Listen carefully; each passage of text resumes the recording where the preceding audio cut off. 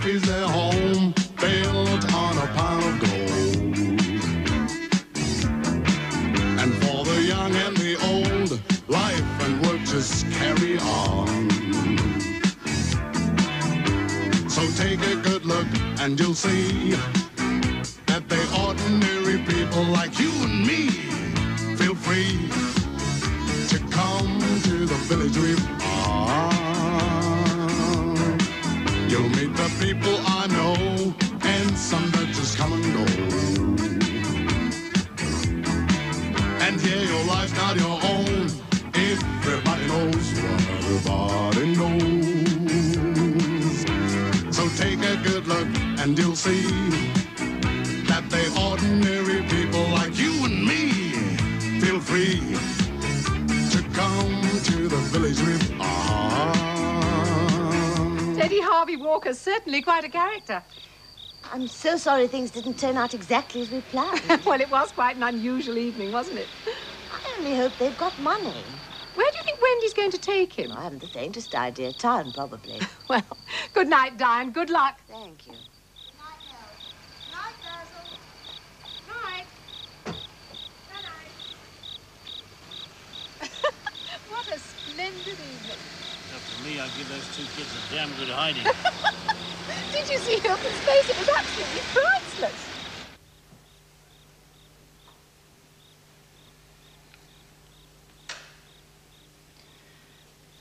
Well, what do we do now?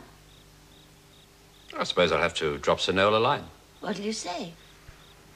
I'll tell him it was a pleasure having Teddy here. We did everything possible to make his stay enjoyable. And how do you explain that our daughter has dragged him off, destination unknown? Tell him the truth, that they behave like a couple of school kids. You can't say that. Spoiled brats. You know what Lady Sarah's like. I suppose she thinks the sun shines out of his... Hilton. Perhaps it would be best just to sit tight and hope it'll all blow over. What if he writes and tells his parents he was insulted while staying in our house? By his hostess and her guests. Well, if Teddy's stupid enough to allow Wendy to convince him of that... It'll be a pretty poor reflection on us. Don't suppose Teddy would have minded anyway. What if head office gets wind of it? Oh, damn head office. Don't suppose Teddy and Sir Noel communicate at all. Can't count on it. Nevertheless, you were sniggering up your sleeve. I was not sniggering. Wendy's right. What about Basil and Nell? No one was being malicious. You were still sniggering. We were not sniggering. Why do you think I tried to change the subject? I could see Wendy was angry. Now, don't try to blame it all on me. You and Nell started it all. Why you don't learn to keep your mouth shut? Hilton, will you be careful what you say? And don't try and deny it. Don't you dare say a thing like that. You can see what the consequences are. Do you realize... Hello. We're back. He took me out of it. Well, I thought Wendy was overreacting.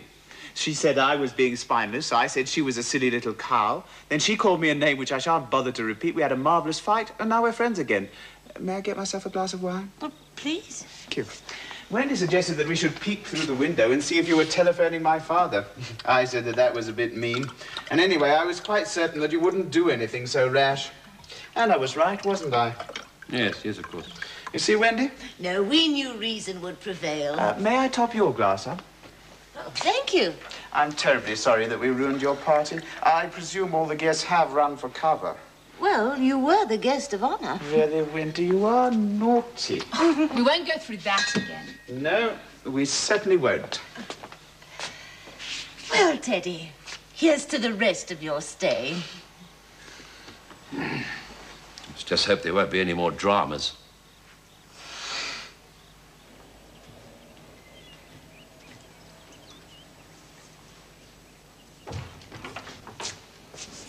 Good morning, Mr. Van Veek. Bright and early.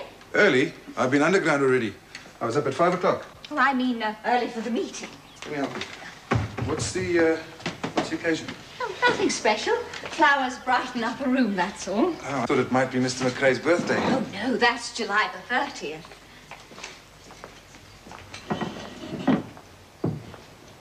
Wish I had a secretary to look after me the way you look after Mr. McRae. I hope you appreciate it. The carnations are from Mr. Swemmer's nursery. I went down there this morning and picked them myself. Another early bird. Good morning, Miss Cobb. Hi, Rocky.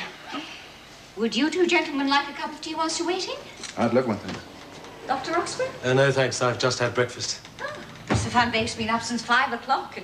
He's been down the mine already.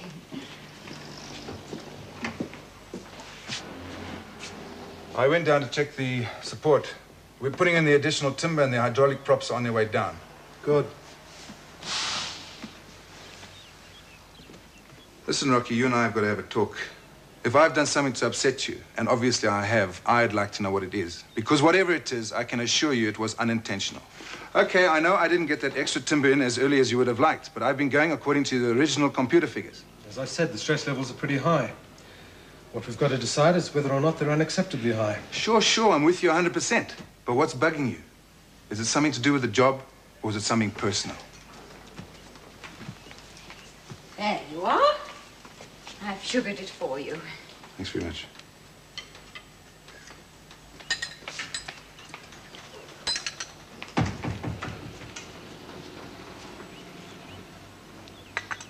So what's the story?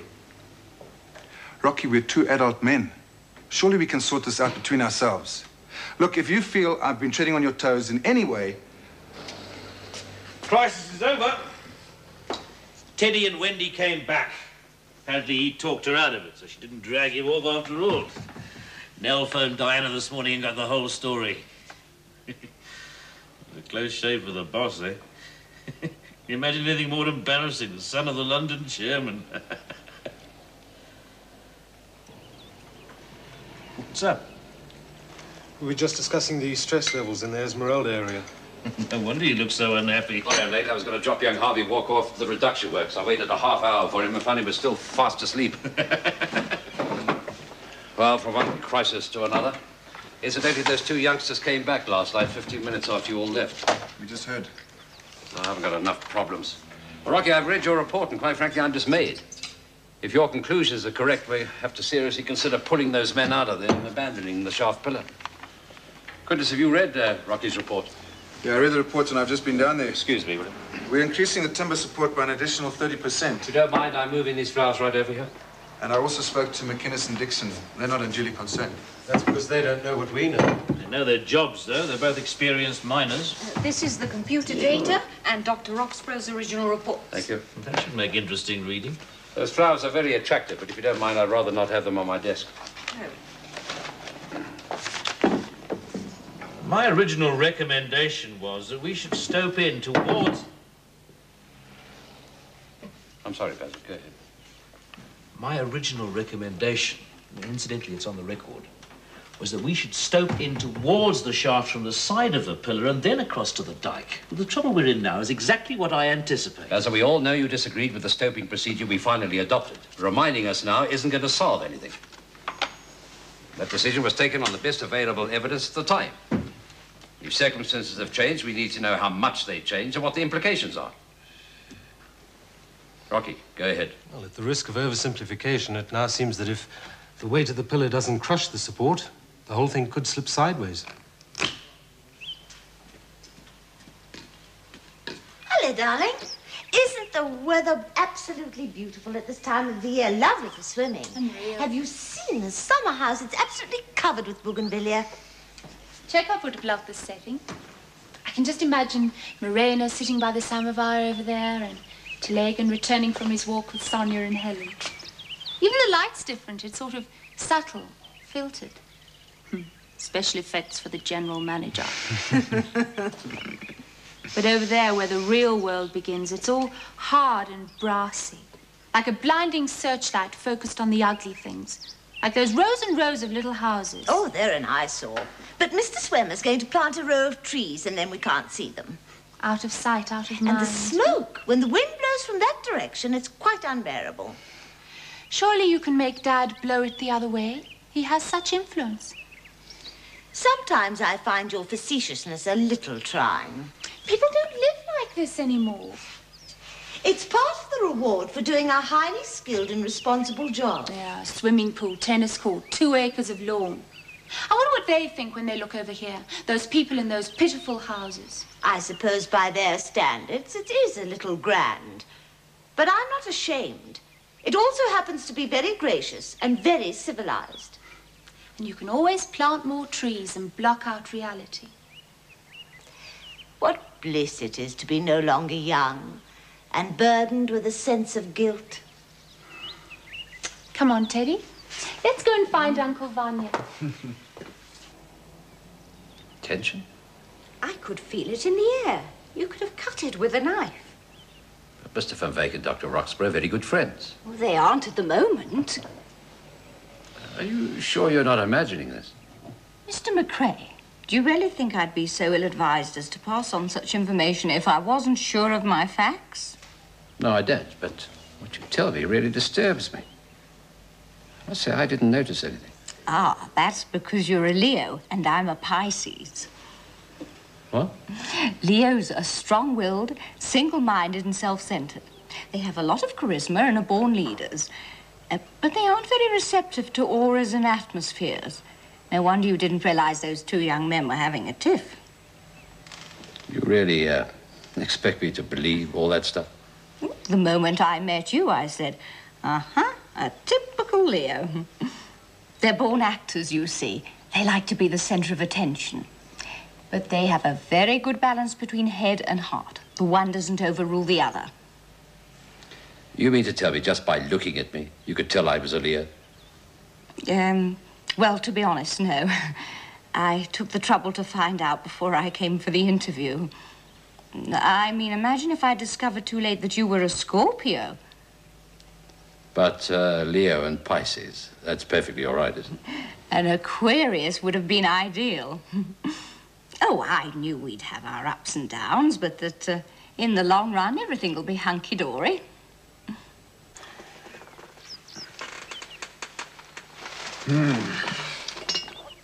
Haven't we been lucky with the weather? You're well on the way to getting a tan, Teddy. You know, I've been sitting here thinking about Nick Wilmot. Here we are, basking in this lovely sunshine. And that poor boy has to spend his day thousands of feet under the earth. Hasn't Wendy told you about Nick? I felt sure she would. On the other hand, I suppose it's understandable. It was all rather emotional. You know what these tempestuous youthful affairs are like. May I? Oh, please. I suppose cream scones remind you of home. Yes, Nick is working on Village Reef until he goes back to university. He won a Chamber of Mines bursary. He's very bright. I should be sorry to see Nick go. Village Reef just isn't the same without Nick. His charisma seems to pervade the whole mine. Wendy did tell me about him, I remember now. Oh, I knew she would. She said that you and Hilton hated his guts. No. Such was your disapproval, she said, that she wasn't even allowed to mention his name. Oh, Wendy does love to exaggerate. No, we were a bit cautious to begin with. He had the reputation for being rather wild, but he soon won us over. He's that sort of boy. He sounds a hoot. I'd love to meet him. Would you? I know it's awfully piggy of me, but... Oh. I'll see what I can arrange.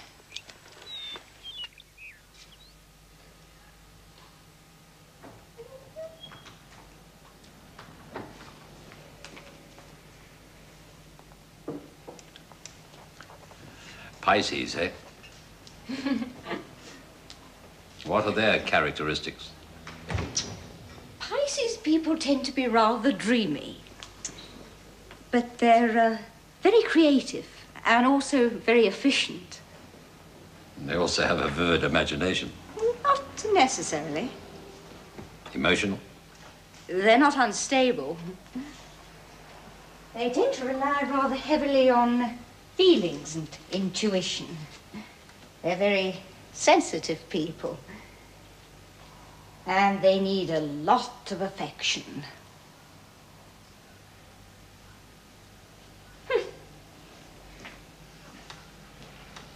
Look at this. Look at this. And it's a double word score.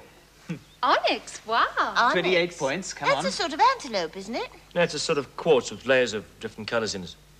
You see what a university education can do for you. Hasn't improved your Scrabble. You're coming last with 48. Teddy is more than double that. Teddy is a literary genius. It helps. There must be something I can do with that X. So how are you enjoying your stay in Village Reef, Teddy? Oh, it's so relaxing. I'm in danger of developing a guilt complex. Oh, you mustn't do that. There you are. Pox. It's in the dictionary. Your turn, Nick. Yeah. Teddy's been underground. He's watched the tribal dancing and seen gold being poured. He came here to imbibe the atmosphere. Yes. And I must say he hasn't done too badly. He's visited the old workings and even visited our living museum. The Mine Bar? Well, only once, very briefly. Well, then you haven't even started to imbibe the atmosphere of Village Reef. Nick, everybody's waiting. You know, a particularly interesting item is the human version of the coelacanth. You know, a living fossil that has amazed the whole scientific world. It's called, Chiselabascachni. Nick! I'm thinking, girl, this requires concentration. And an ability to spell. Well, would you like to meet him? No, he would not. How do you know that, darling? Well, what other than a repertoire of feeble jokes has Cheeser got to offer? Oh, please, Cheesy is to Village Reef what a beef eater is to the Tower of London. An institution. Not to be missed. She sounds fascinating. Then, of course, there's always Connie. Oh, Connie. You can't come to Village Reef without meeting Connie. What are you And, two up to? There's also Arthur Ellis, the original Colonel Blimp. Alf Doig, our very own Sherlock Holmes. No, he got sent on for shooting somebody. So he did. Yeah. So he did. Not to mention Mossy van der Merwe, Wally Bradford, Ted Dixon, Sweet Pea Swimmer, a whole host of colourful, never-to-be-forgotten characters. All just waiting to be met. I can't wait. Well, when would you like to discover the real Village Reef? Any time that's convenient to you. Well, how about lunch tomorrow? Take it from there. Delighted. I think you should smarten up a bit. Who's coming? The son of Sir Noel Harvey Walker. You're joking. Wait and see if I'm joking. You better had be joking. Why doesn't somebody tell me about these things? It was a rush job. Fortunately, I was here to get everything ready. This your VIP? Good afternoon, sir. Can I help you? I understand a table has been booked in the name of Mr. Wilmot. Ah, of course. Table 14. This way, please. Thank you.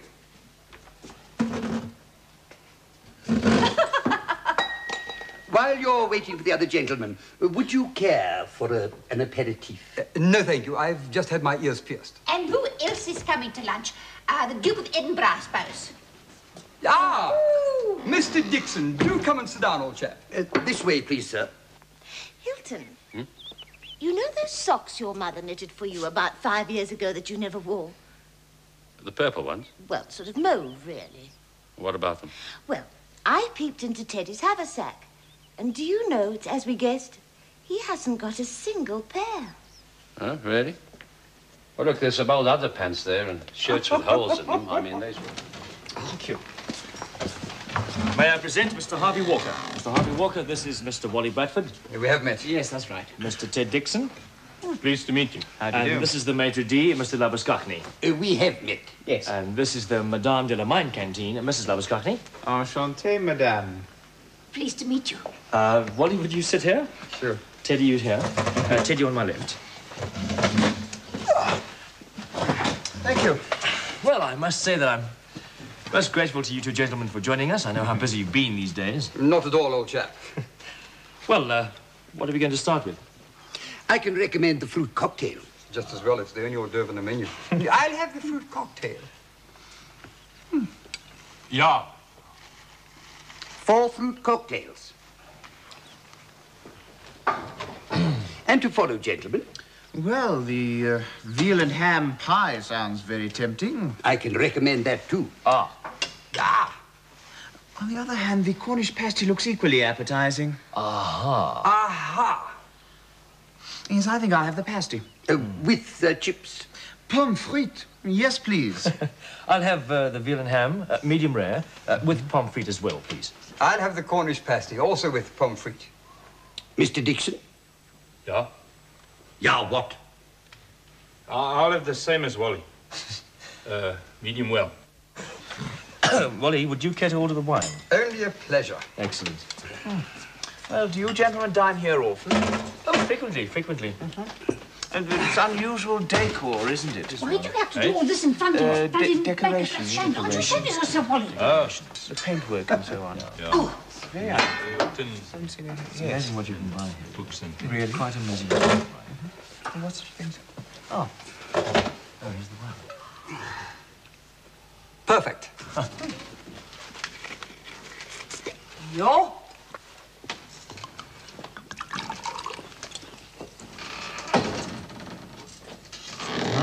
Nice. I know how he's getting on with Nick. Bit late for second thoughts now. You jollied the whole thing along. What do you suppose Nick had in mind? Oh, he'll strut around the mine in the reflected glory of the chairman's son, parade him in the bar and give the boys a giggle. Nick would never do a thing like that. Mom, look, I'm not quite sure what's behind all this, but whatever it isn't going to work. Teddy knows exactly where I stand with Nick. He knows he's no threat to our relationship. It's not that sort of relationship. What sort of relationship? We have the same vibes. I mean, we both come from excessively comfortable backgrounds. We've both had everything materialism has to offer. And we're both looking in new directions. For someone who's turned his back on materialism, he seems to be enduring our way of life with considerable fortitude. 6 hours a day at the swimming pool must be absolute torture. No, I think they're very nice. There's a bit of... Have you, mushrooms? And more wine. Tried this intriguing little sauce, but I'll take it. It's a speciality of the house, you know. Fantastic stuff. I must say, these pommes frites are exceptional. My compliments to the chef. Nick? Yeah, please. Thank you very much. Yeah, good stuff, isn't it? Thank you, Mr. Lovestock. Good stuff. I say the sauce is so good. Have you ladies reserved the table for lunch? If not, I must ask you to leave. Yeah, Not very hot. I have. And this is it. Skype off. Mr. Harvey Walker, Mrs. Dixon. Oh, hello. How do you do? Delicious meal. Chaps, eh? His name's also Ted. Teddy. Par excellence. No, lekker. Oh, look, they eating. See, they eat all the chips. You want a chip? I should like to propose a toast to our distinguished guest. It is indeed a privilege and a pleasure to have him in the throbbing heart of Village Reef. Well, to Mr. Teddy Harvey Walker, good health. Good health.